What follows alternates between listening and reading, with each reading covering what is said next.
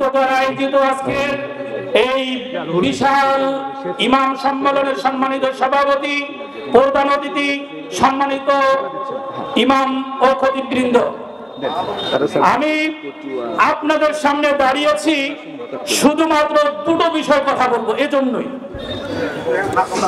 5ই August July যে বিজয় হয়েছে, এই বিজয়ের থেকে বাংলাদেশ একটা নতুন মুখ দেখেছে, ঠিক কিনা? বাংলাদেশের সমস্ত ইমামদেরকে ডাকরুদ্ধ করে রাখা হয়েছিল।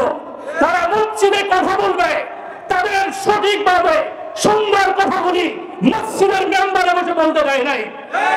আমাদের গলাগুলি চেপে রাখা হয়েছিল, কিন্তু ছাত্রদের আন্দোলনের মাধ্যমে,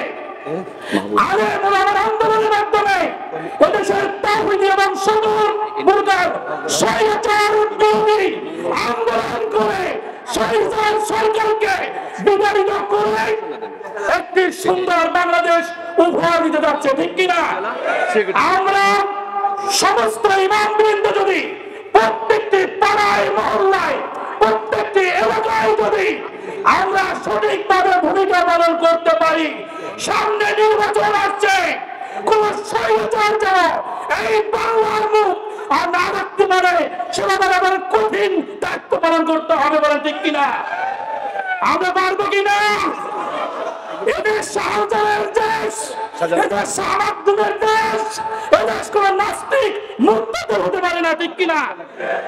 সম্মানিত উপস্থিতি, আমি আপনাদের অনুরোধ জানাচ্ছি, এই বাংলার জমিনে নাস্তিকবাদী শিক্ষা ব্যবস্থা স্থাপিত করার জন্য নানাভাবে ষড়যন্ত্র করেছিল এদেশের সমস্ত আলেম উলামা এবং ইমামদের ঐক্যমত্যে, এবং 5ই আগস্টের যে বিজয় হয়েছে তার মাধ্যমে বাংলার একটি ইসলামী শাসন ব্যবস্থার আমরা মুখ দেখতে পাচ্ছি, ঠিক কিনা বলেন?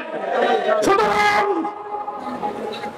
এই সামনে ইসলামী শাসন ব্যবস্থা আমরা চাই কি চাই না? চাই তো সবাই। সবাইকে ইসলামী আন্দোলনে ইমাম এবং মুয়াজ্জিন সহ সকল আলেম ওলামাদেরকে এক ঐক্যবদ্ধ থেকে ইসলামকে দেশে প্রতিষ্ঠা করতে চাই কি চাই না? এই আহ্বান দেখে আজকের সংক্ষিপ্ত বক্তব্য এখানে শেষ করছি। সবাইকে ধন্যবাদ। আসসালামু আলাইকুম ওয়া রাহমাতুল্লাহি ওয়া বারাকাতুহু।